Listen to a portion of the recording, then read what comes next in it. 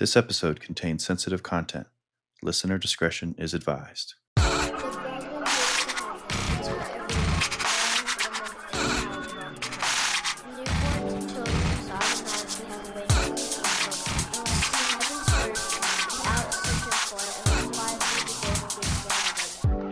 Welcome to the Culture Podcast, where we uncover the hidden mechanics of high control groups, their tactics, and their impact. And we speak with the survivors who broke free. My name is Derek, and I'm your host.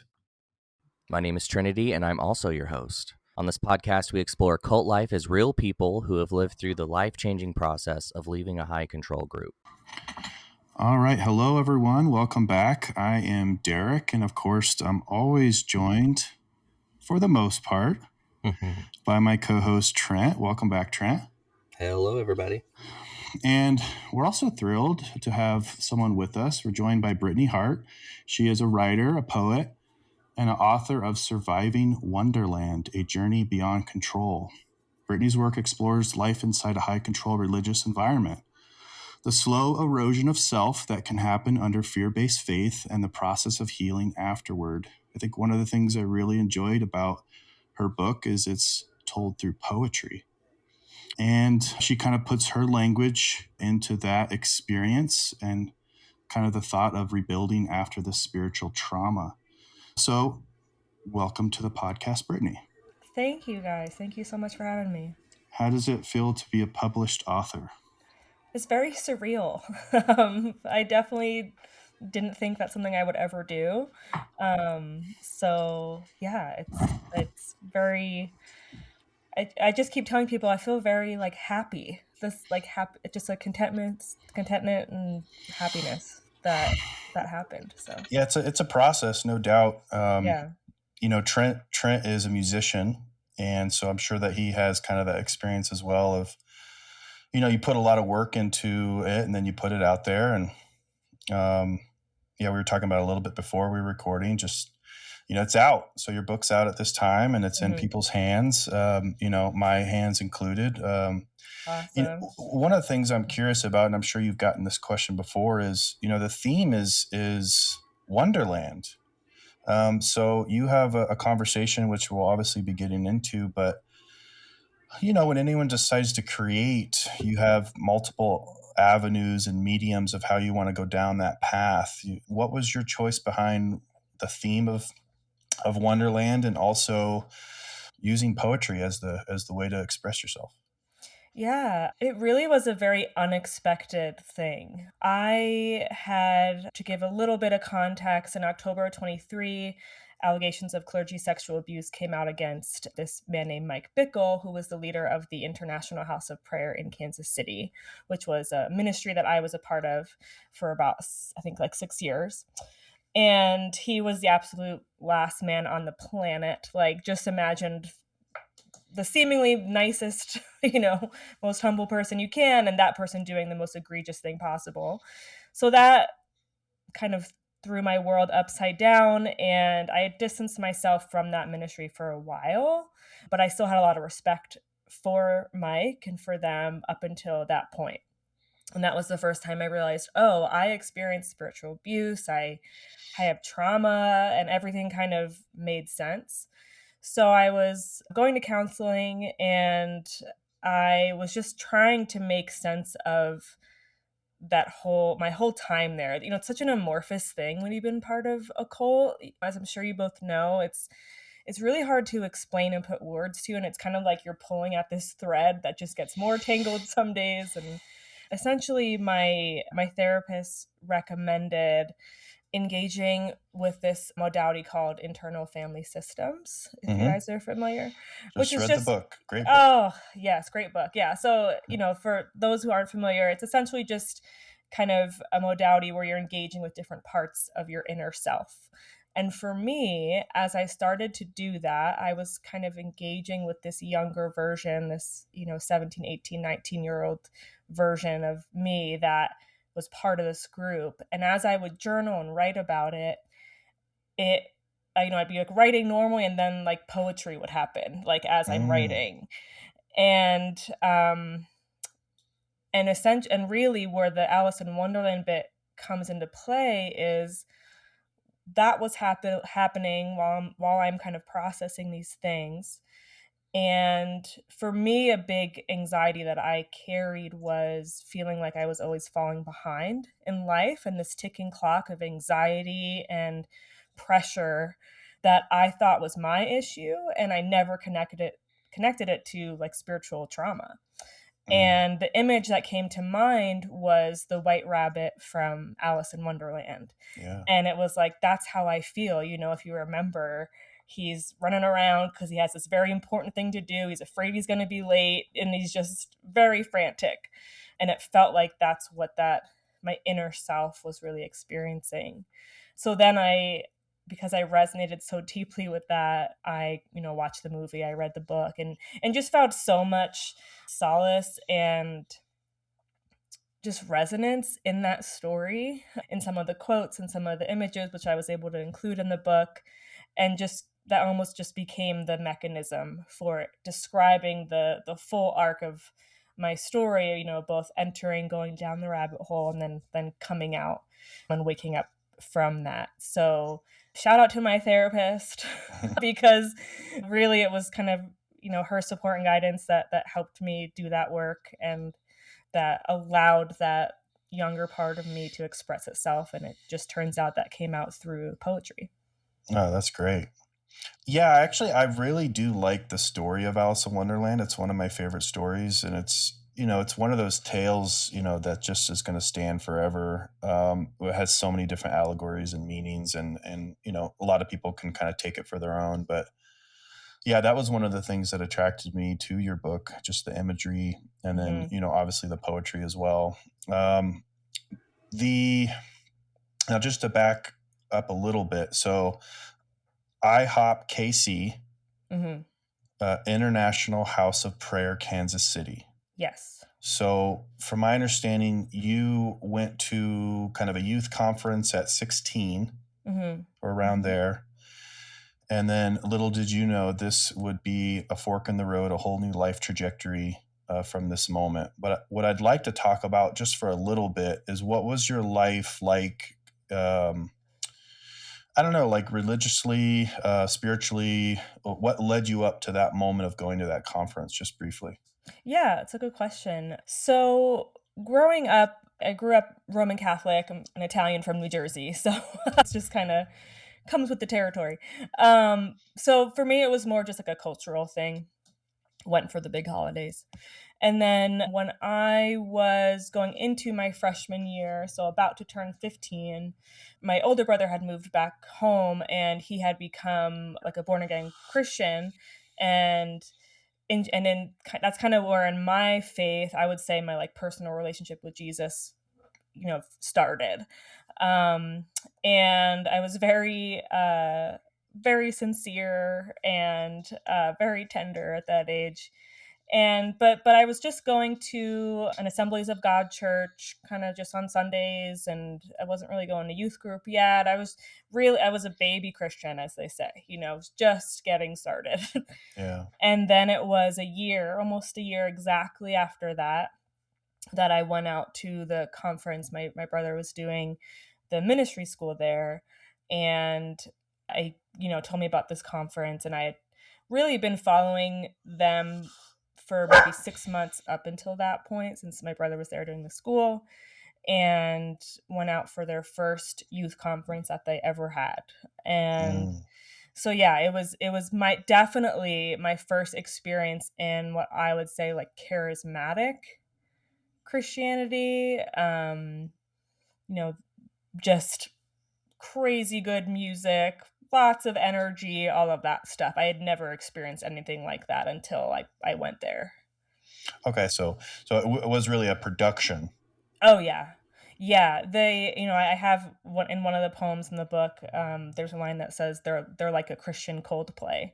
I mean, the music there was amazing. It was very good. You had Yeah. very talented musicians and singers, and it was really powerful. And I don't think all of that was a farce. I think some of that was actual connection to God for me, but there was a lot of production value happening. And And also up till that point, my pastor on a Sunday was very soft spoken and not super intense, and everyone on the stage was super intense. Mm-hmm. Really, really intense, shouting and just very passionate about what they felt called to do, what they were inviting people to do. So that kind of passion and fervor was very, very new to me. And when I went there, I felt it really was just like that fork in the road, because it was almost like I got a taste of something and I was like, oh, I need more of this. This feels like the real deal. So it was kind of a more impactful and meaningful experience, just the way they, I don't know, produced it or kind of put it out in the world for you to receive. For sure. I'm sure it was overwhelming, like emotionally, in a positive way, because it was. I cried. The music is usually intense, and like the preaching is intense. Like it's a lot. Yeah, I remember crying, I think, during every session, during every worship set. It was such an emotive environment, and for a young girl who I'm already a kind of a hypersensitive person. It was a lot.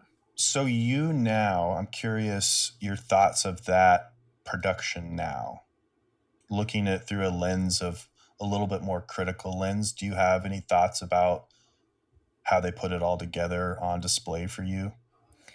Yeah, I've thought about this here and there.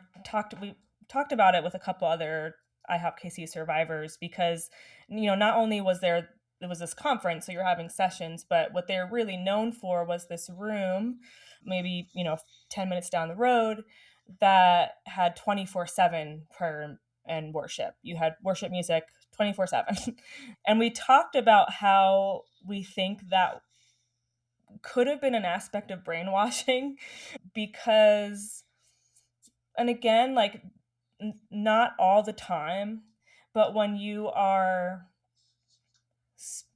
like highlighting really intense messages, and now you're translating that into music that is highly emotive and that is repetitious and that's sung over and over again, and you're sitting in a prayer room for 6 hours a night like I did when I was 18. Stuff really does stay with you, for better or for worse. And I think it really played into why their messages were so hard for us to untangle or to even recognize, because then it also gets enmeshed in like your spirituality, and I'm able to hold both now. A friend of mine, one thing they said is that, like, just because you experienced something negative, like there's still some good you can get from that. And I can hold those in tension, like I understand that, but in the big picture of things, I think Mike Bickle particularly knew the power of music, and knew the power of very talented young adult singers and musicians, putting out his messages through song.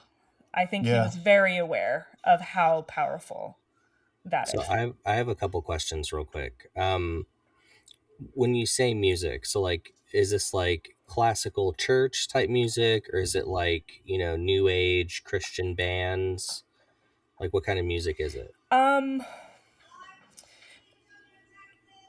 I mean, it was like contemporary Christian, but I'm not sure how you would, but not like what you would hear on the radio. Because it was almost just like if you had there was all different genres too, which is what was interesting. And there was this one guy I'm thinking of who he was like classically trained on the piano. So a lot of his sets would have just these incredible piano compilations, and another guy was like a composer, so he had strings and stuff. But then you had another one that was more pop, and or another person who was very much indie folk.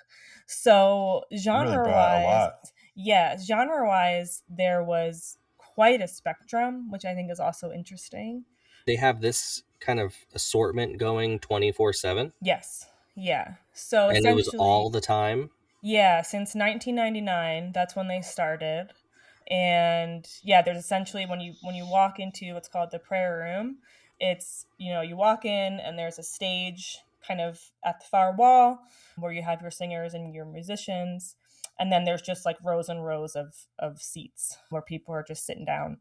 And then every 2 hours the band switches and they would alternate between what was called a worship with the word set, which is where they would kind of focus on a Bible verse and basically spontaneously sing and play around Hmm. that.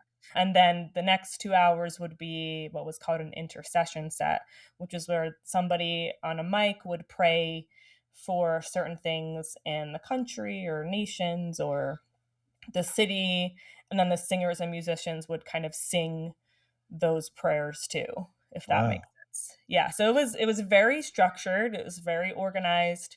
The picture I'm painting, just for clarity's sake, and what you're telling me, and maybe this is just a portion of your worship or what was your worship at that time. When it's time to go to church, church is 6 hours long. That's that's where it gets very tricky because IHOPKC wouldn't have called themselves a church.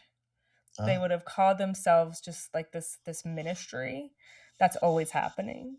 So mm, it truly did feel like you were going to church all the time, but they mm, still had services on the weekend. So they had their prayer room, which was at one location, mm, and then about 10 minutes away there was another building, which is where they had all their conferences, and they would have services on Friday nights, on Saturday nights, and then Sunday morning was what they called the Forerunner Christian Fellowship. It was their way of trying to say that this is our church community coming together.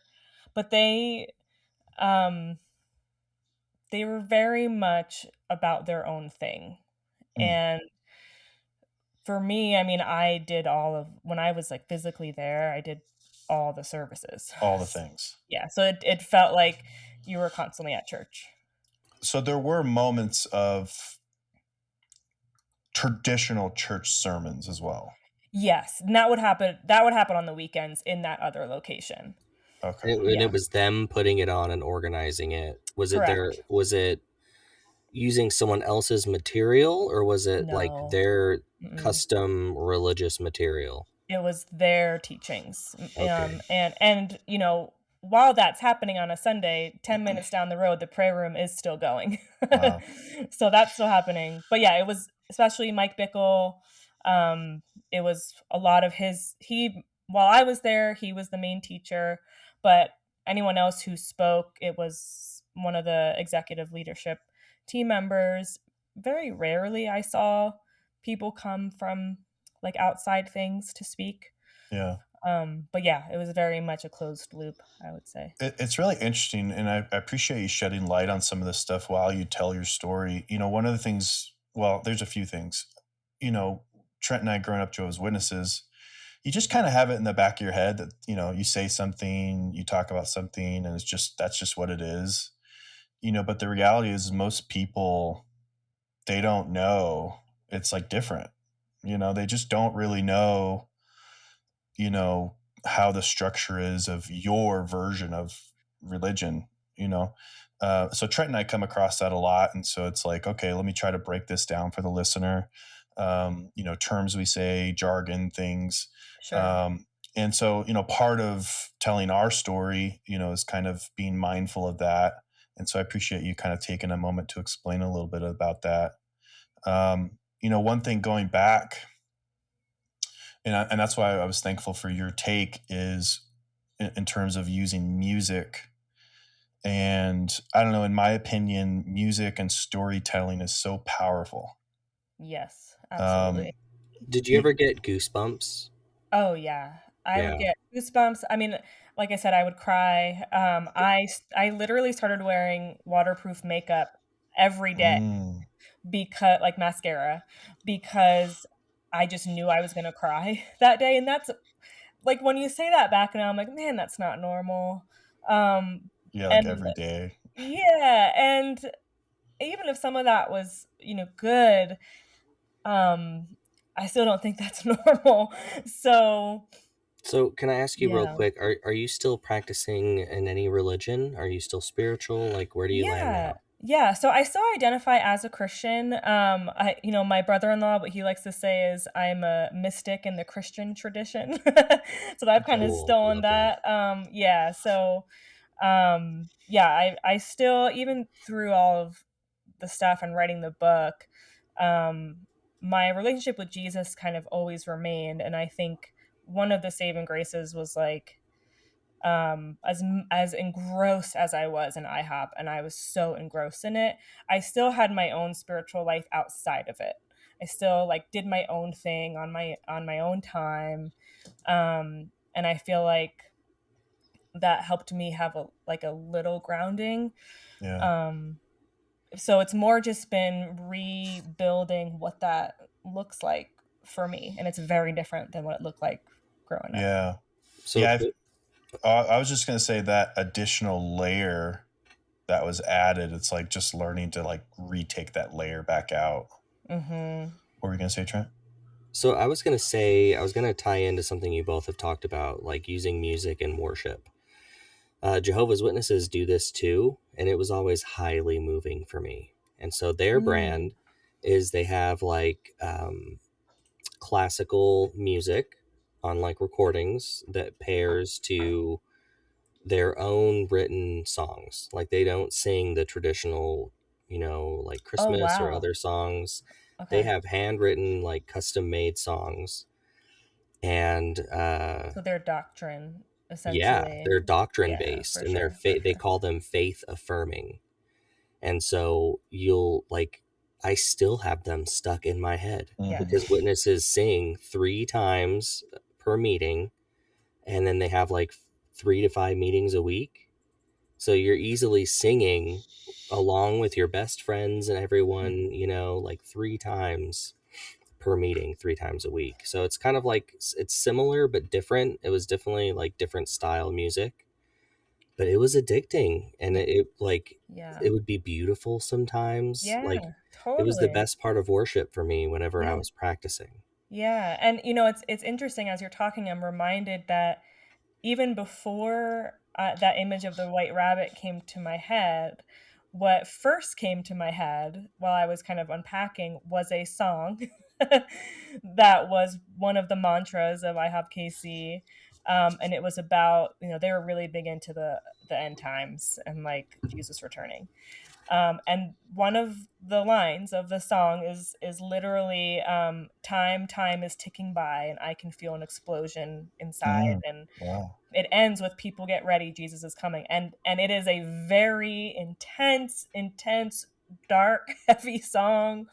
Um and and I remember when that came in my head, I was like, "Oh my god, that's it."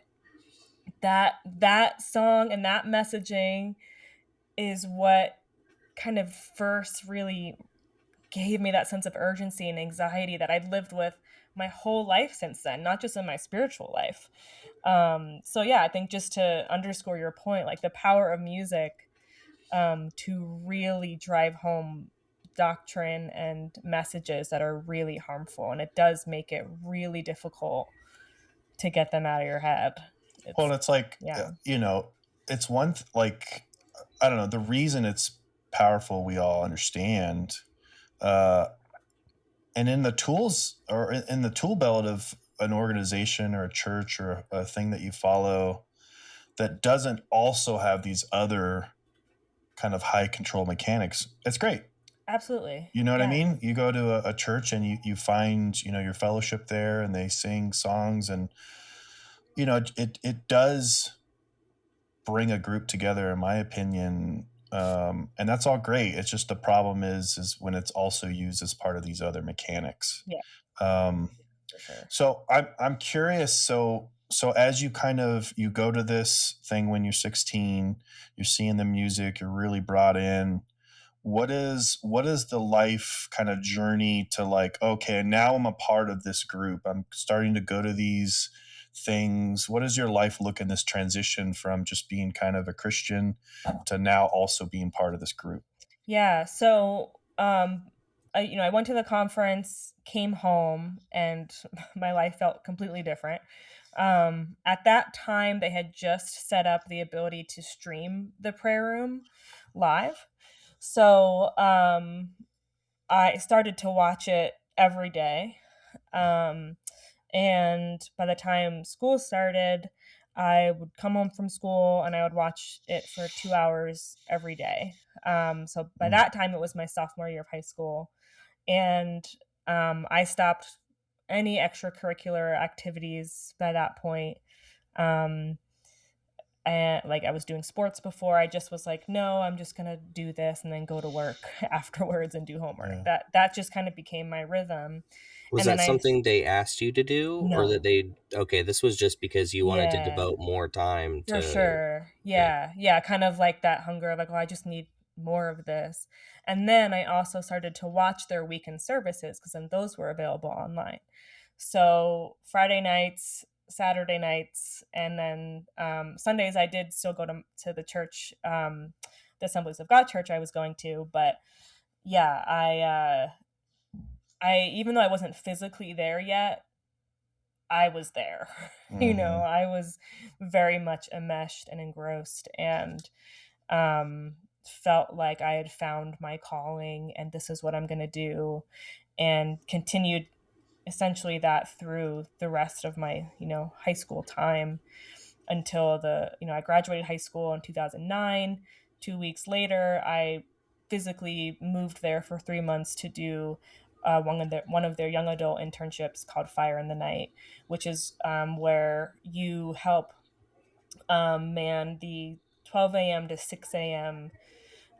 Shifts in that Wow, okay. 24/7 prayer room. So that was right out of graduation. So yeah, my I didn't have a normal high school experience. That's something I deeply regret still Yeah, to this I was gonna day. say there was some themes in your book that kind of talked about a little bit of the regret of the loss of time at Hmm. that age. Hmm. Yeah, um I remember when was kind of first grappling with this, I wrote like an open letter to my high school friends on Instagram just because I was one of the things I really regret is the way I pulled away from Mm, those friends, and even I stopped playing softball. I stopped doing other, like I stopped yearbook club, like just things that I was doing. I didn't go to parties. I didn't go to prom. what Just what was the pull? Like, why don't you feel you could have done both? because a lot of the messaging out of IHOP was the way I would summarize it is others can, but you can't because you're called to something greater.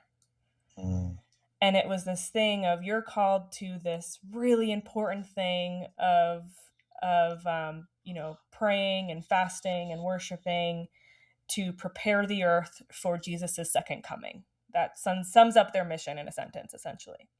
So if you want to be, they would talk about John the Baptist all the time, like how he prepared for Jesus' first coming. They would talk about like, he was a wasn't a Levite. I forget what a Nazarite, I think is what the term is, but he lived this crazy consecrated quote unquote life because he had this really important calling. So the allure to me was it really hit on this feeling of importance and meaning and vision that you're naturally asking at 16, 17, 18 years old. Like what are you going to do in your life? And the grandeur of this big idea was so alluring, and the idea of, oh my god, I could be part of this, and this guy's telling me I am. yeah, So why, like, it felt like compromise and being lukewarm, whatever, insert your catchphrase here, to partake in very normal things. That was the yeah, justification. And it starts to feel spiritual to decline it.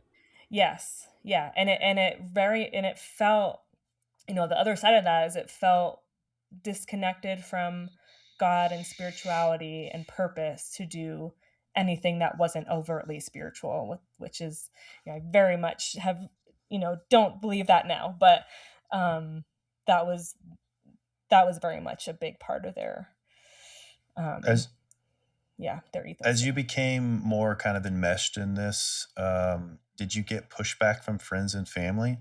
Yes. How did that go? And then what was the messaging that kind of helped you double down to even though you got Yeah. pushback? That's a great question. My sweet, sweet mom. My mom, I saw her on Instagram, by the way. I liked her little post about your yeah, book. That yeah, was real sweet. she's the best. Yeah, there's a poem dedicated to her in the book. Because my mom, she was going to church with me and, Christian and all that stuff, but was not into the IHOPKC stuff. And she saw how much time I was spending in my room alone listening to this music and teachings. And she was really, really concerned.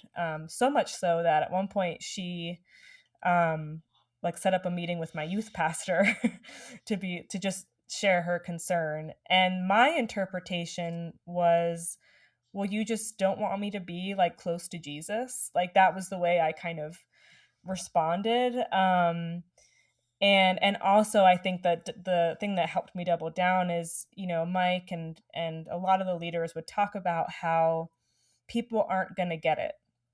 And the story they would use a lot was Mary of Bethany, when she breaks the alabaster flask over Jesus before his Mm, death. And Judas is flipping out because he's like, well, this is such a waste. Like we could do all these things with this perfume and the worth of it. And, Jesus essentially vindicates Mary and is like, no, she's done a beautiful thing. So IHOP's version of that is there's going to be people who say you're wasting your life. yeah. But to Jesus, it's beautiful. So that was kind of another really sneaky coercive tactic to kind of keep you really heads down into this intense lifestyle. And God bless my mom, because we've talked about this a lot, because she knew that, I was an adult and she couldn't force me to not go. Yeah. And she always stood by me and stuff. But yeah, we had a lot of fights when I was in high school.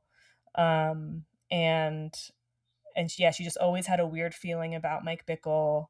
She always thought he was crazy. Gotta And trust the intuition. yeah, and she was one of the first people I called, and I was like, "You were right.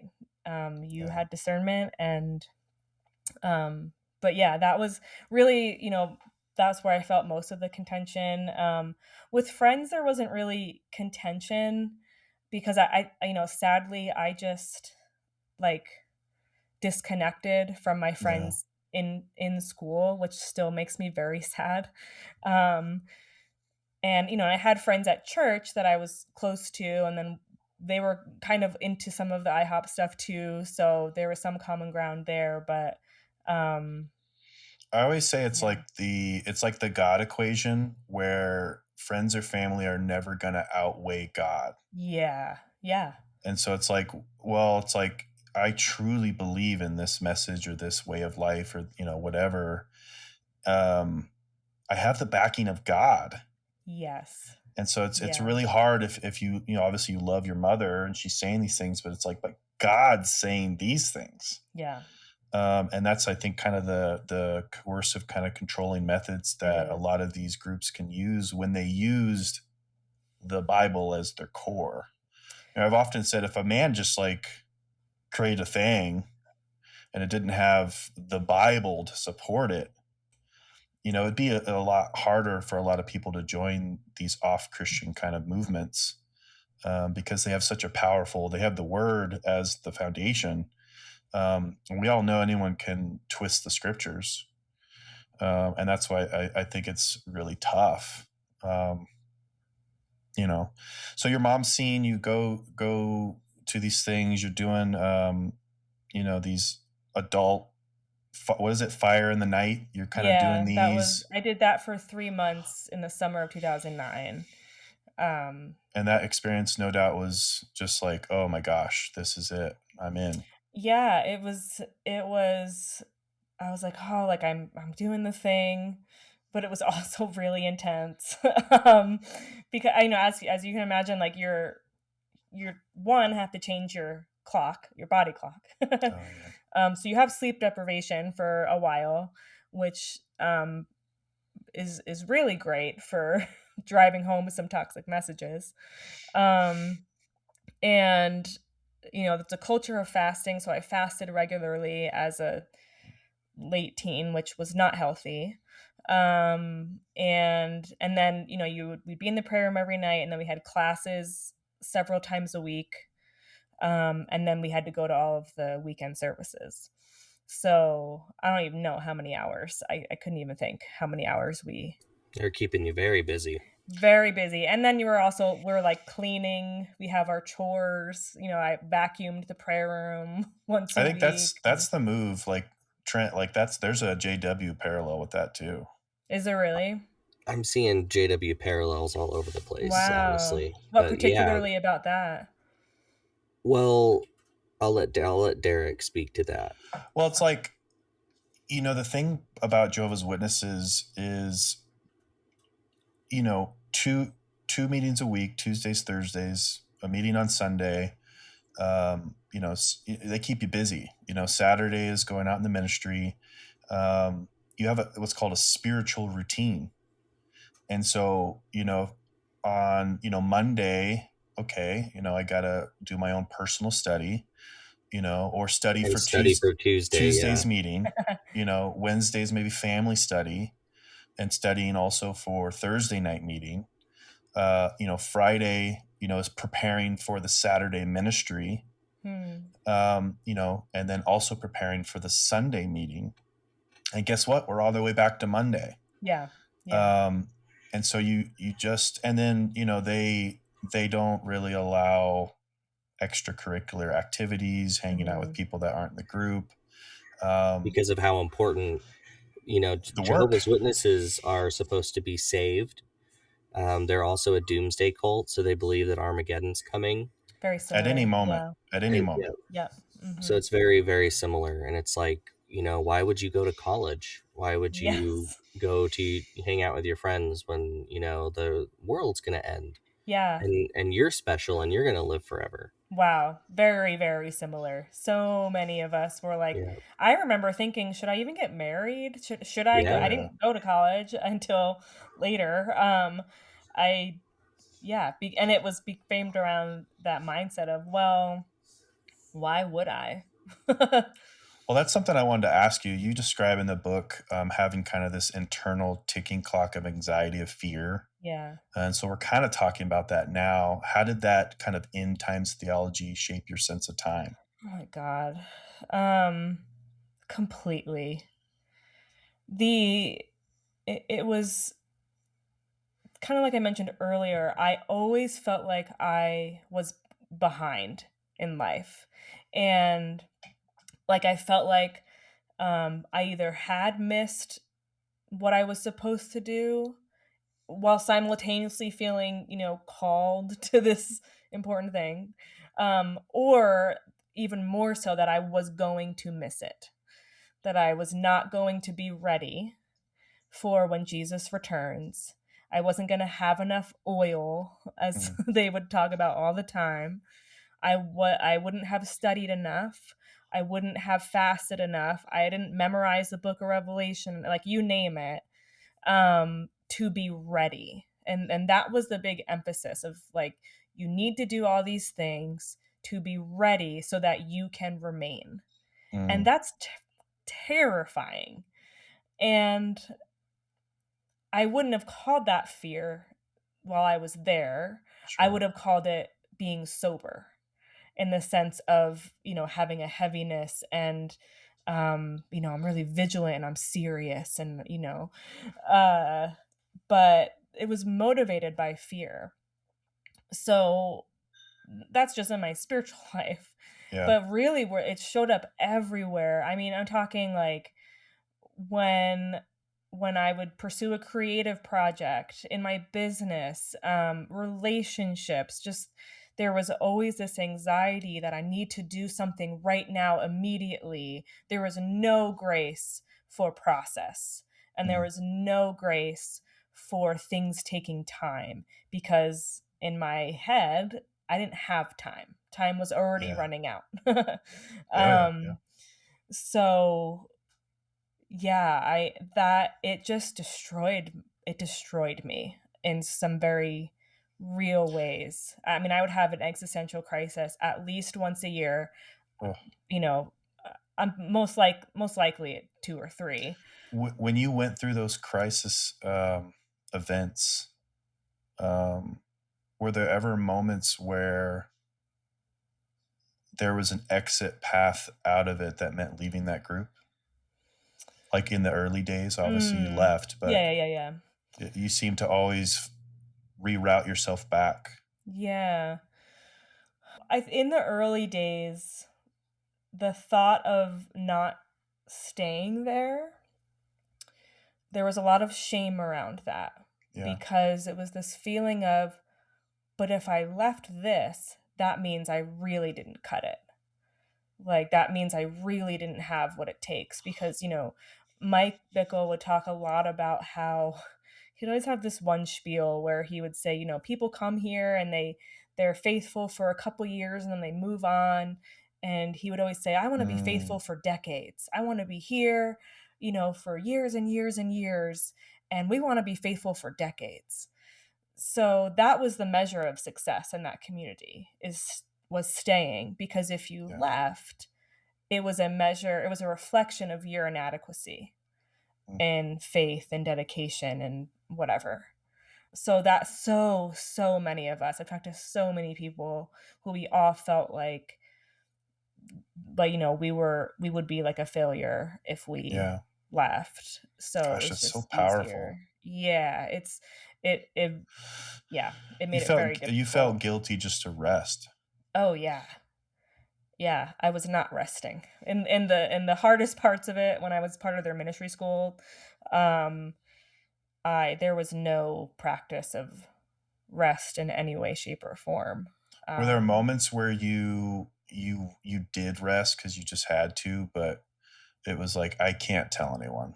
Like, there was like this like shame of like, I just gotta take a break, or you literally never really did? I mean, I honestly can't remember. I'm thinking it specifically through the ministry school, and I think I got sick towards the end and maybe took a couple of days off, but it was like a day or two and then back at it. Whereas now, if I'm sick, like, I am resting for several days. So yeah, I didn't do anything for fun. I didn't just have days where I did nothing, because there was always this sense of, but I should be doing something else to grow and mature and be ready, One of the things that really hit me hard in the book, which you highlight, is this was meant to break you. Yes. Can you talk about that? Yeah. So there was when I was doing the ministry school, this was in the year 2012, there was, they would have chapel once a week. And one of the leaders from the stage was like, it's 8 a.m. We're exhausted because we're working. We're doing so much. And I was also working till 11 p.m. at night. We're all tired, and they know we're tired. And she was like, yeah, like, we know you guys are tired. We know this is hard, but it's meant to break you. And then her sermon for the rest of the morning was about Joseph being in prison and going through this kind of breaking period, and how this was our prison years, which I'm like, yeah, it was a prison, but not in the good way that you think. Did they ever use all of the shipwrecks that Paul went through? Yeah, that one. That's another good one. I'm sure they did. Yeah. Joseph was a big one. That was a big one. Or the wilderness years. But yeah, Joseph particularly, that idea of him being like broken down in prison and growing, and as a way to grow his character. And when I heard that at the time, it didn't set off an alarm in me. It was more just, it helped you make sense, what I now kind of see as like spiritual bypassing. It helped you make sense of, oh, this is just so hard because God's trying to grow my character. It's Mm. supposed to break me. It's supposed to break me down because it's leading to good character. And Yeah. yeah, I just, it's very Yeah. toxic and I, abusive. I personally feel like the scriptures often used and weaponized. Yes. Yes. That was a similarity I was going to mention earlier. Is like how they're using all the same scriptures that I would hear Yeah. frequently as a witness Yeah. to like Yeah. justify To crazy justify. behavior, Yes, absolutely. That happened all the time. So it makes it hard for you to trust yourself, Yeah. because then the thought is, well, if I feel weird about this, and then that must mean something's off with me because the Bible says this and they're saying this. And not only that, Mike Bickle claimed to have all these supernatural experiences with angels and weird visions and stuff. So now it's really hard for me to question, essentially I'm questioning God if I feel Yeah. weird about this. That to me is part of the spiritual abuse that, Yes. Yeah. seems that we've all in this room been part of that type of spiritual abuse. That's really Yeah. unfortunate. Yeah, truly. I know, yeah, I think it's one of the like biggest harms of this is, like taking advantage of something that is so sacred and Yeah. so personal. Someone's spirituality is it's so personal to you. And Yeah. to manipulate that and twist that, I think is just so, so awful, because it makes it so hard to question and come out Yeah. of. I'm sure we'll get there. And I asked this question, like one, I'm thankful that you found Christ, and that you found your version of faith, that is absolved from these high control mechanisms. Mm-hmm. I do believe, to echo your sentiment, that the spirituality is within you. Um, and most people I talk to nowadays that remain Christian, they often have a personal relationship with God. That's the most important factor. But I'm curious, with what you went through, with how the Bible was weaponized against you, how you found Jesus, despite all of this. Mm-hmm. What was that journey? And I know this is a little skipping ahead, but I'm just in this moment, I'm very Yeah. curious. How are you able to make it work? Totally. One thing that I read from another person who had come out of IHOPKC, their name is to me Spencer Helms. They really helped me make sense of some of this. And one thing they said is, if you had, some genuine experiences with God at a particular place that was harmful, that's God's endorsement of you, not a ministry. And you can, like, both can coexist. And that was one of the first things that helped me hold those in tension, to realize, okay, I don't have to throw everything away or question everything I've experienced, but I can also be very clear about what was wrong. That said, I, for a very, very long time, I don't know, half a year maybe, I just could not read the Bible. When back in 2023, when everything kind of came to light, and I realized I experienced abuse, it was just way too triggering. And there's still certain verses that I just like can't really touch. And one of the things that helped me was, again, my therapist. She talked about this thing called toward and away moves. And the idea is, you, let's say you have a goal, and the goal in my case was, okay, I want to have a relationship with God. And, you have this spectrum. And the idea is that if you have an action, let's say reading your Bible, and you ask yourself, is that moving me toward the goal of relationship with God, or is that moving me away from that goal? For me, it was moving me away. It was not helping. And that was the first thing that gave me permission to one, let go of the spiritual disciplines that were triggering me. And that Yeah. took a month and a half of therapy sessions for me to like kind of untangle from the fear of that. Of not reading the Bible, of not having a prayer time every day. I had to stop everything that was motivated from fear because I found out it was moving me away from that goal. But what was also really cool is that the opposite also worked. Is then I could ask myself, oh, is this practice? And when, say, for example, for me, it was like sitting in silence. Mm. Is sitting in silence moving me toward God? And it was. So I felt like, oh, I can engage that way. And Jesus can meet me that way. And is, talking to my friends, like moving me toward that? Yes. Is me listening to Taylor Swift and finding joy, and happiness there? Oh, wow, I'm finding God in this experience. That's cool. And so it really, what was cool is that it allowed me to, like I said, kind of get rid of some of the shame of what was traumatic and traumatizing so I could start to heal. Yeah. And then it also expanded my experience of spirituality and relationship with Jesus because I was finding him in very normal, ordinary places of life. And that wasn't necessarily a new experience. Like I kind of been on that journey for several years up to that point. But I would say this is kind of where that finally clicked. And that's what I think because it was like Jesus was meeting me where I was at. And with that, I was feeling his intense as I was writing some of these poems about justice and how evil this was, like a lot of that was my own feelings, but also what I felt like Jesus was saying to me of like, hey, I said, if you lead one of these little ones away, it's better that a millstone is thrown around your neck.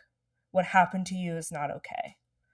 So those are kind of the dialogues I was having that helped me to, kind of hold that tension and feel permission to let go while also like rebuilding spirituality and, that practice. Trent and I talk about how much therapy does truly work if you put in the work. Mm-hmm. It's the thing you said right there just helps me double down that sentiment. And I think that's hard to do. Mm-hmm. I mean, you took a form of spirituality and your form of Christianity from 16 mm-hmm. and rebuilt it in a way that was suitable for you. I think most people, I don't know, I guess my mindset is like, and I approach this, I'm agnostic. Mm-hmm. I approach the mindset of, one, people should be allowed to have a dialogue even if they don't agree. Yeah, absolutely. The problem is when people, get anger in the mix of whatnot. But my mindset is, for me personally, if God allowed me to go through this experience, where was he in that moment? Conversations like that. And so I think it's really powerful that you no doubt maybe had those conversations internally. Yeah. And you were still able to refine your faith. I think that's beautiful. Yeah. Was part of that process, I don't know, like finding a new church, finding a new group that really made sure that none of these kind of triggering things happened again? Yeah. What was that like? So this is kind of a fun story. I remember turning to my husband in like beginning of 2024 when I'm like deep in the trenches of all of this. And I was like, I may never go to church again. Because, while I'm also processing my own shit, like more and more information is coming out about Mike Bickle and more victims are coming forward. Like we're kind of constantly being re-traumatized with new information that just completely broke my trust in anyone who's on a stage. Because like I said earlier, he was just the last person I ever expected.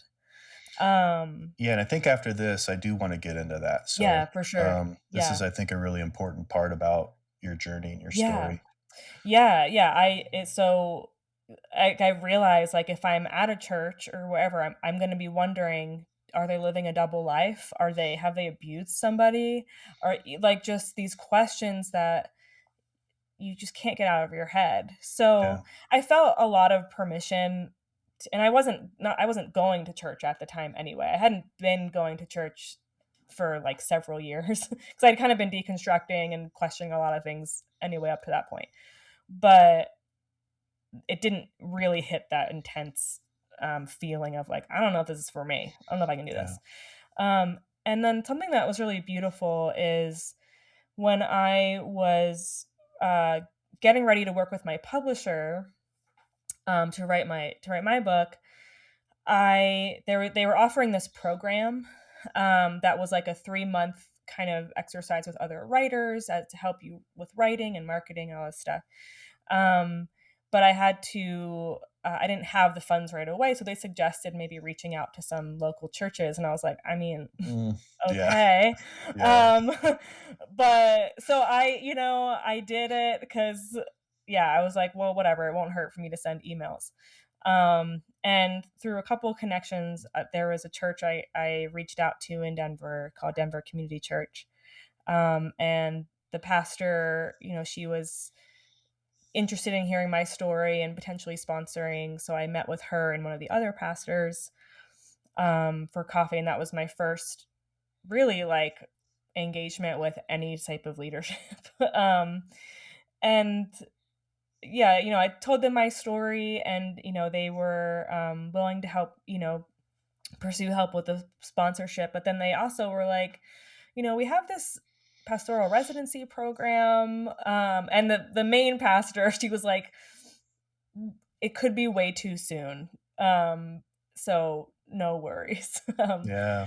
But essentially what it is like 10 hours a week and come be part of the church. And because I was talking a lot about my passion to help other people with spiritual trauma, and what they said is their church often is the last stop that people have while they're trying things out. A lot of ex evangelicals and all this stuff. So that kind of came out of nowhere, and I spent several months talking with my therapist and yeah, just trying to make sure, like, is this something that I could be open to? Yeah. Started to listen to some of their teachings and was like, okay, this feels like a cool spot. But then one of the things that was really meaningful was I had a very candid conversation with one of the pastors and was like, I just need to ask you some very blunt questions about your culture, about your policies. That's great. Yeah. And they were, he was wonderful. He was like, you lead this conversation, whatever questions you have, like, I You're like, do understand. you have 6-hour prayer sessions, and do you do music on stage? It was a little more direct than that. I literally, it was like, what are your sexual assault policies? Has that ever happened here? Yeah. Are there women on leadership? Which, like, I knew some were, but like, can I ask questions and disagree? And what was really cool about that, I mean, not only were their responses, made me feel really safe and kind of gave me like a green light in my gut to be like, okay, let's explore this. It was a way for me to stand up for myself in a way that I couldn't have, and a way that I didn't in the past. That's wonderful. Yeah. So now, I'm doing this residency, and I'm, part of this group and this church in Denver. And that's been like a really beautiful experience. They have really kind of honored my story, and they have a lot of green lights so far as just being very opposite high control. So there was one poem you mentioned, Denver. It was very short, but it felt like a breath out. You were like I'm in Denver. Oh, I'm in Colorado. Yeah. I'm safe and I'm free. Yeah. So you're kind of feeling that, like, Mm-hmm. Okay, so I want to talk about Mike, old Yeah. Mikey. Yeah. Now, before we get to Mike, was there anything about your specific experience that you feel we just need to touch on before we chat about Mr. Bickle? Maybe we missed or didn't really touch on. Let me think.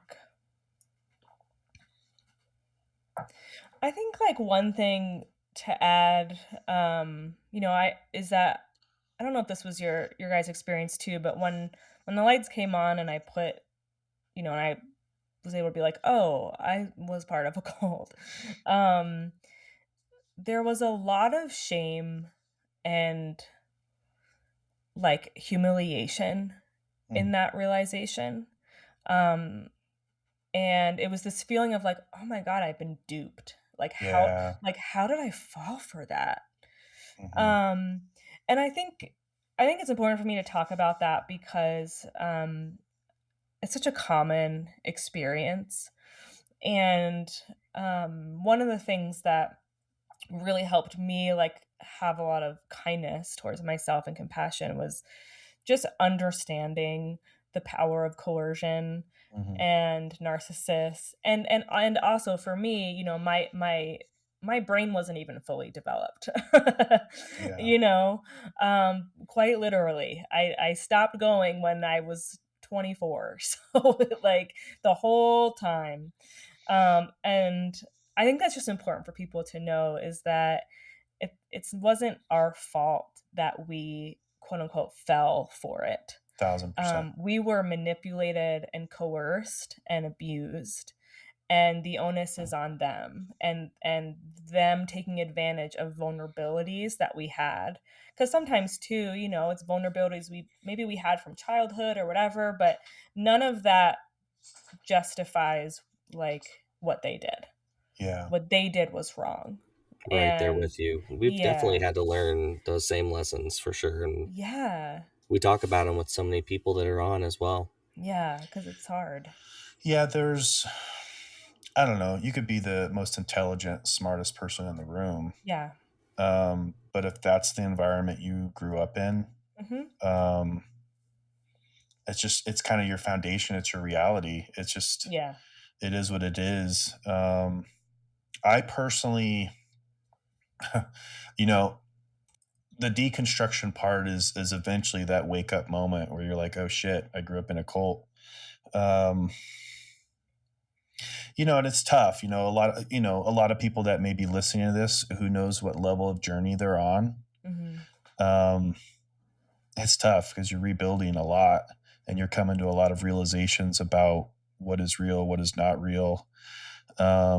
Time lost, Yeah. different things. Trent and I personally deal with shunning, Mm. from friends and family. But you do go like, wow, what? No, this can't be. Hmm. And so, yeah, I definitely understand that part of it.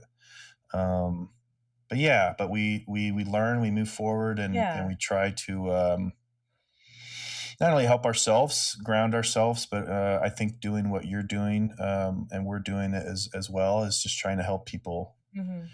spread the Yeah. word, spread the message, and continue to move forward. But to take a step back, Hmm. so Mike, Yeah. so I don't know, what do you want to say about Mike and kind of allegations and kind of what kind of started to kind of tear this world down for many? Hmm. Yeah. So, I essentially found out about Mike and the allegations of sexual abuse from an announcement. It was like a PDF that was circulating online, from several former like high level leaders at IHOPKC. Um, and essentially, what had happened was they had tried to approach Mike personally. They did all the things. Um, and he refused to take accountability and respond in the right way. So they took it to the greater public, and greater community. And what that basically said is that he was living a double life of sexual abuse that spanned over decades. Mm. um, at that time, I believe they knew of like a handful of victims. As of right now, since there was an independent investigation done, and that included 17 victims of his. But if you know anything about abuse, like that's not the whole amount. Yeah. Only a portion come forward. Um, so like I've referenced a few times, when I read that, I think I was like in shock for the first day, because Mike was such, on the outside, he was such a charismatic, happy, joyful, humble dude. Um, I used to say all the time that I wanted to be like Mike Bickle when I grew up. And what I meant by that was I want to be as happy and in love with Jesus and dedicated as he was. And I mean, he like high-fived me once in the prayer room, and I was like, thought that was so cool. Like, You got some of that Holy Spirit from him. yeah. You kind of wanted him to notice you. So it was such a betrayal. I didn't know him personally. He Yeah. wouldn't know me. But he influenced my life heavily. So it was such a betrayal, to just learn all of this. And then in subsequent months, I mean, it was just more and more information was coming out. Since then, a couple of the survivors have like come forward with their names and shared their stories online, and reports have been done, like, just that reveal just a really dark window into this double life, a completely double life that he lived. And at this time, you were already unpacking and waking up to some extent, right? Yeah. And then this was kind of added to it. Yeah. I guess, Yeah. what were you feeling like emotionally at this time? Like, what are some thoughts connected to this era? Oh my gosh, so much anger. So much anger. Like I said, betrayal. And it was two-sided. It was on one hand, it was anger, betrayal, feeling betrayed, like disappointed in Mike and in IHOP, because then also it wasn't just Mike. The leadership team at that time was just handling the whole thing so poorly. There was so much frustration. And then as I was kind of realizing, oh, wait a minute, let me unpack my experience there more. I think I experienced spiritual abuse. I'm pretty sure I was part of a cult. So then it was like my own personal side. And that carried a lot of grief, like really, Yeah. really deep grief. What was the grief specifically about?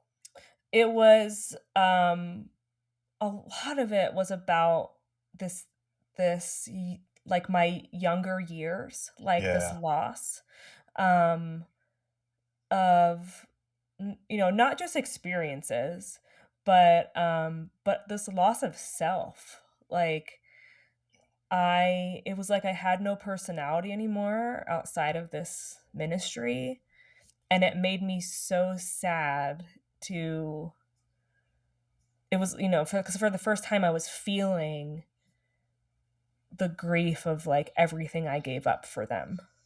Yeah. All That's my weighty. likes and desires and interest and innocent things, Mhm. and Did you that was talk really with tough. Did you talk with other members through this time? Did you feel Oh safe yeah. and comfortable to What was that experience like? Oh, that was so helpful. Yeah, we were all pretty active online. There was quite a we caused quite a flurry. Mm, They were really unhappy with what a lot of us were doing, because we would just like comment on like all their posts, and people started getting blocked and stuff yeah. because we were just being like, hey, do the right thing, you're not doing the right thing. And so we were kind of all advocating together in our own way, but also we had our own like private groups online where we were just able to share our experiences. And that was really healing for me because it helped me realize that I wasn't the only one who felt that Yeah. way, which was like a big reason why I wanted to share this book, is that witness and that just having someone say, this is what I experienced, it makes you feel less crazy because you Yeah. doubted yourself all the time. You were like, oh, it's me. Um, Yeah, So that navigating out of was, something like that with yeah, others, it was no so doubt, helpful. has to be really helpful. Trent, I don't know if you can speak to the opposites of JWs, but um, the moment we question anything, even if something bad happens, uh, there's a problem. We don't. Mm, Growing up Jehovah's Witness, we did not have the ability to ever communicate to even other members or family members that something was wrong. Because the moment wow. we did that, that would lead down a path of disfellowshipping or excommunication, and then That's so shunning terrifying. from family. Yeah, they're like Yep. using connection as a threat. That's Yeah. awful. Well, yeah, I'm trying to think of like a parallel. And so I've heard of instances in the witnesses where one person, like one elder is what they're called, one elder does something very wrong. And it's essentially like expertly covered up. Like they have people that come in from Bethel, which is like their organization in New York, and they basically whip these congregations into shape. They remove people they need to remove. Um, but like if I think about this happening, oh, an elder or the presiding overseer of this congregation, all these allegations come out. I doubt that anyone would actually speak ill of them. Like most witnesses would probably duck their head down. Yeah, Mm, it would be hush hush. It would be yeah, kind of, we'd hear a little bit about it, and then that person would maybe go away, maybe move to another congregation, yeah, and you just wouldn't speak about it. Because if yeah, you question the system, and this kind of plays into the ultra, kind of culty tactics the JWs have, is if you question the system, it's going to go very poorly for you. So people learn very quickly just to keep their mouth shut yeah, because they don't and want to lose their friends and family. totally, Yeah. yeah, and and at IHOP, that's very much what they were trying to do for the people still there. There were a lot of people on staff who left because of this and started to question things. But they were very much trying to quiet Yeah. the situation and to move on. And um, yeah, they were trying to have it not affect them in this big Like damage way. control. Yeah, they literally like hired someone to do damage control like marketing and that went poorly. So it was us on the outside who were had distance for several years were kind of causing all of Mm. this flurry online that they Yeah. were upset about. um but yeah, in within it themselves, I think they were still very much trying to be like, we're so called to this thing. And they would say, don't read anything online, like that's gossip, you know? So were you allowed to just have a clean exit? Yeah. I mean, for me, I left in, well, yeah, it's tricky. I stopped doing the ministry school at the end of 2012. So I did like a full year from January to December, but I still stayed there for another year or so. I still lived there. Um, but, at that point, my body was just like destroyed. Mhm. um I was like just very sick with a whole bunch of different issues. And thankfully I had some really good leaders and friends and stuff who I was meeting with to help me kind of figure out like that I just needed rest. And it was really hard for me to be like, okay, I'm not going to do the ministry school. I was reading through some of my journals at the time. I was like, okay, well, if I don't do the school, then I'll just be on staff and I'll go to the prayer Mm. room, 20 hours a week and I'll still be part of it, Yeah. Um, so I just, I didn't go to the school, but I was still kind of around. Um, I ended up not going on staff, and just, I just worked during that time. So for me, there wasn't any kind of formal exit thing that happened. I think if I had been part of, like, if I had kind of the closer you got, in the inner circles, if I'd been part of a worship team or like closer in leadership, that would have been a more formal process. And for people who were there, who tried to get out or who questioned things, they experienced a lot of friction, and it was tough. But I was kind of like a nobody to them. So there Gotcha. wasn't really any contention with me just deciding not to go. That's good. Yeah. I know you make it a point in your book to basically state, hey, this is your own personal experience. Mm-hmm. And others, they're still in. It's great for them. They love the experience. So that's a good distinction. I think that's important. But in your opinion, like, who's to blame for this other than Mike? Like, who's at fault? There's leadership there that clearly Yeah. is creating and supporting an environment that is harmful, Yeah. and they're recruiting teenagers in, Mm-hmm. and kind of has this cycle of abuse, Mm-hmm. spiritual abuse. Like, how far does it go? Are these people up top aware of what they're doing? Well, what's interesting is that now, so Mike, of course, stepped down when everything came out.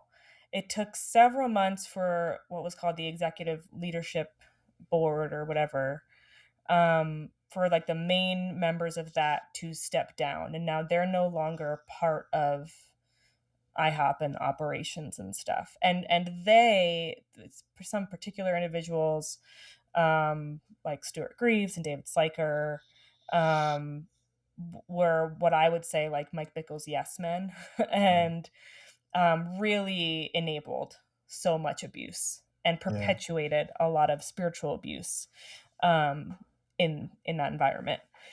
Um, so so that's part of it. Now I've been pretty vocal about the current. I don't know if he's the executive director or what he considers himself now, but his name is Joseph Taylor, who's kind of trying to rebrand. And I've been very vocal about how I just think they need to be done. Yeah. Because his messaging has very much been, this stuff happened. We're not going to address it. We're just going to focus on what the Lord has called us to do. And please give us your money so we can Yeah. do this really important thing. Sure. So again, we're emphasizing the ministry over people. And there's been no communication or indication that they are taking the actions and steps needed to create a safe spiritual environment. Could they be doing that? Maybe. Why won't they tell us? Why won't they tell their community? Because my fear is that by trying to just expand again, they're just going to keep perpetuating the culture that Mike Bickle and the leaders left behind. Because I don't know, I have a hard time even believing that ministry should exist at all anymore, because it was founded by someone who is a pedophile. So yeah, I think it's challenging because, I mean, you said it. From my opinion, I don't know if you have a different one, Trent, or a different mindset about this group. Gosh, when tax-free money is involved. Yeah. I mean, what a great business plan. Mm-hmm. And it's like, yeah, the original founding member, it's stained. It has this. It just shouldn't continue, but where the money flows, they want to try to keep it happening. They're trying. So that was one of my questions, kind of where this group is at now. It's much smaller. And not knowing a lot of it, it's specifically called out as Kansas City. Are there these groups in other places as well? Yeah. So, what was interesting is IHOPKC kind of started their own thing in 99. And there are like a lot of different houses of prayer kind of all over the country. I don't know if IHOP Atlanta is still happening, but that's what I know of. There's one in New Jersey. There's what's interesting is they're not like directly affiliated in any type of business structure, if that makes sense. Mm-hmm. Like independent franchises? Yes, exactly. Yeah. Independent. They'd be their own 501c3, like all that stuff. But they're all around this like house of prayer. Oh yes, those are all over the country still. And I don't know what those environments are like. I have my own opinions on the house of prayer model, but maybe it can exist in a healthy way.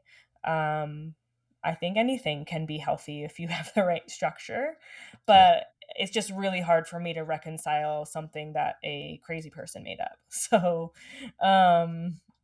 yeah, or justified. So that's my opinion. I know not everyone shares that opinion, but yeah, there's still pockets that are kind of doing their own thing, disconnected from IHOPKC. IHOPKC is still trying to run. It's kind of a small band left there now.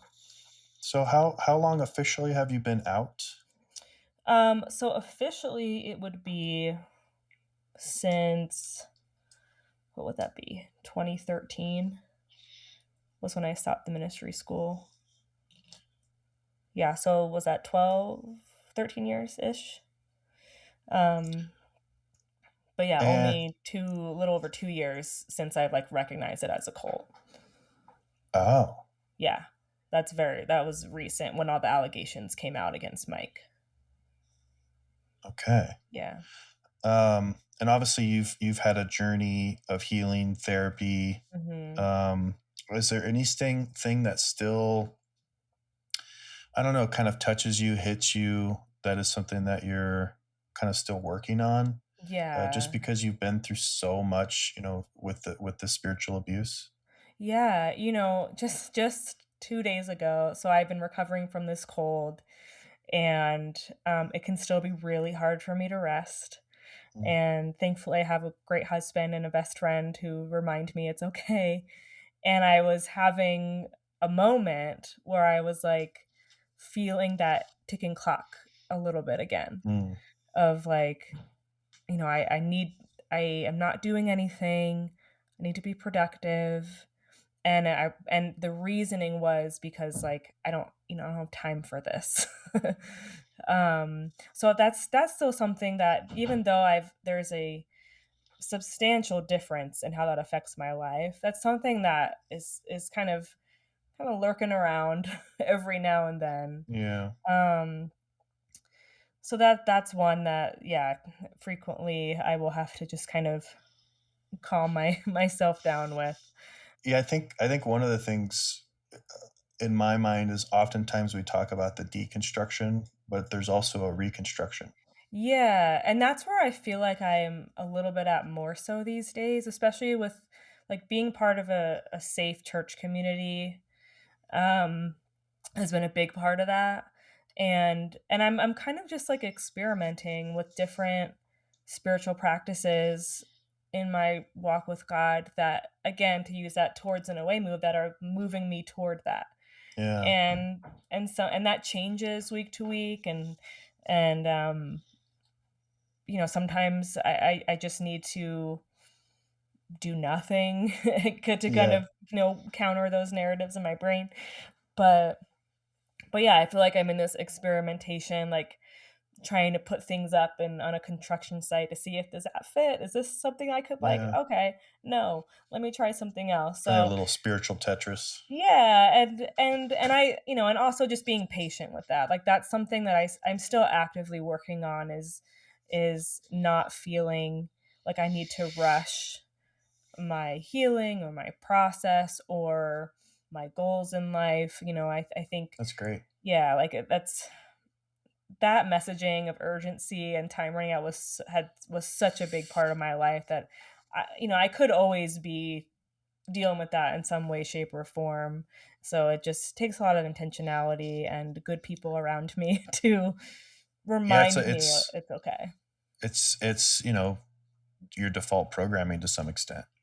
So it's constantly Mm-hmm. trying to Yeah. remind yourself that you're rewriting that, Yeah. and hopefully eventually gets out of there. It's a Yeah. lifelong thing, It I think. is. I think so. Yeah. And you were away from the group for a while, physically and obviously Mm-hmm. mentally. Yeah. How is it kind of coming back to this space to retell your story and kind of be in this space once again? It feels really redemptive for me to be able to like talk about my story in this way. I think especially because I felt like this organization like took my sense of self and my voice from me. to be able to like literally use my voice through talking and through writing to like speak truth to a really messed up system, it's like really satisfying and really healing and beautiful. And yeah, I see it as just like a redemptive thing. So it's almost also been kind of like a gentle reintroduction to like quote unquote ministry, because I think I felt drawn to this one particular ministry, right? But I've lately I've been thinking, you know what? I wonder if there was like a genuine, real part of me that is drawn to help people with like religious things and their Yeah. walk with God and whatever. And it just got a bit twisted and a bit Yeah. intense. But I almost feel like I'm kind of reclaiming what that could look like in a healthy way, because I've tried like so many different things in my life.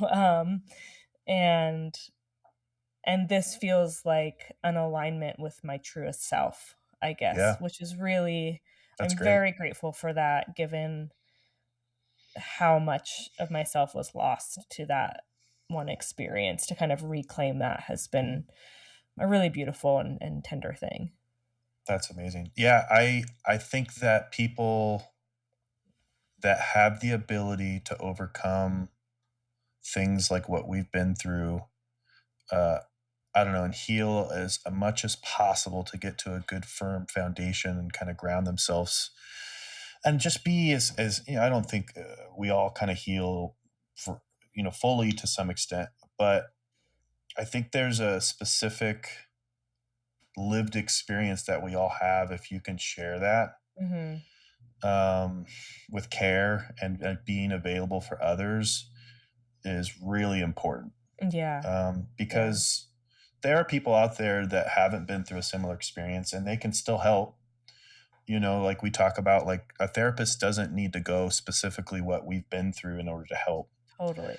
But being able to surround yourself with people or be available for others that are kind of going through this or coming out of this, just having that voice, in my opinion, is really, really a good thing.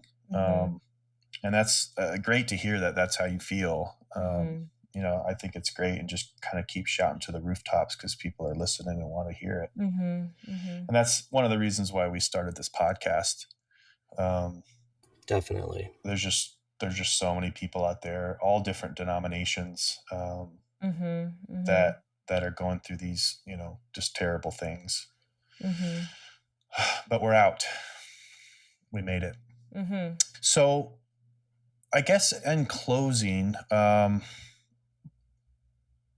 where are you at now? In addition to kind of what you've already said, what's on the horizon, and then where can people find you online if you choose to kind of put yourself out there? Yeah. Where I'm at now is it's a very interesting place, because I feel like I'm asking a lot of questions Hmm. about essentially that, like where to go Yeah. from here. I'm doing this residency with the church, and that's kind of revitalized that feeling I mentioned earlier of like maybe there's an expression of ministry that's healthy and good. So really right now I'm just kind of slowly like asking questions and being open to what the future holds. I think in a general sense, I definitely want to continue to help people, in this space, and sharing that online, and I'm hoping to put together like a companion course for my book, or like other Mm. virtual courses and stuff, to just like help people have tools and stuff. So kind of like offering resources, and just yeah, being open and exploring like what some more learning opportunities for me could be to, be equipped to like better serve people. So it'll be a very interesting year, because Yeah. it's a on one hand I feel like very aligned, but it feels kind of like I stepped into something new that I is a whole world to explore. Oh yeah. So it's exciting, a little frightening at times, but I understand completely. Jumping yeah, into this podcast and starting this up, um, and then I'm doing education now. I'm in college, and yeah, whole new world. It's a kind of a fearful step to kind of take that step on a new path, but Totally. it just feels right. I'm sure you feel the same. So Yeah. That's like one of the things I'm considering. I'm like, should I go back to school? Should I get, there's all yeah, these things. So we'll see. But for now, like where I'm most active is on Instagram. You can find me at Brittany Hart Writes. So I'm regularly sharing bits of my story, and also just kind of education about high control groups and religious cults and kind of recovery. And then I'll be on there sharing more like resources that I'll offer, hopefully like in the next few months. and then where can people kind of find your book at? Where's that available? Yeah, so it's available like on any place you would go to get a book. What I'll probably do is send you guys. I have like my own website where I'm distributing it from that I just set up. And what's cool about that is like you'll get a cool little bookmark if you order from me, and Nice. I can like inscribe it and stuff too. Oh, good. So yeah, that'll also allow people to stay in touch for any like future resources and And stuff. that's linked to on your Instagram right now, I think. It is, Yeah. yeah. So Trent, anything you want to close out with? I just want to say it was great talking with you. Sounds like we had kind of similar experiences in many ways, and glad that you made it through to the other side. yeah, likewise. It there feels like such a camaraderie among Yeah. us. So Yeah. I really appreciate your thoughtful questions, and just being able to hear more about your story too, again, like validates what I went Yeah. through. So thank you for what It's you're a whole doing. nother a whole nother thing to go down that rabbit hole if Totally. we're keeping with the Alice in Wonderland references. Yeah, for sure. For sure. But thank you so much for spending some time with us. Thank you so much for putting yourself out there and writing this book for everyone. Surviving Wonderland: A Journey Beyond Control. Brittany Hart, thank you so much. And for all our listeners, we'll talk with you soon.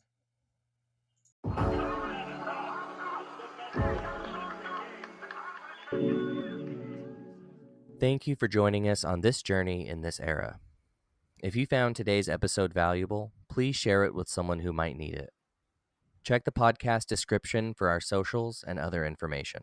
Please consider supporting us at Patreon at patreon.com/culturepod. If you'd like to tell your story, please contact us at cult.chur.pod@gmail.com. Until next time, stay curious, stay critical, and stay free.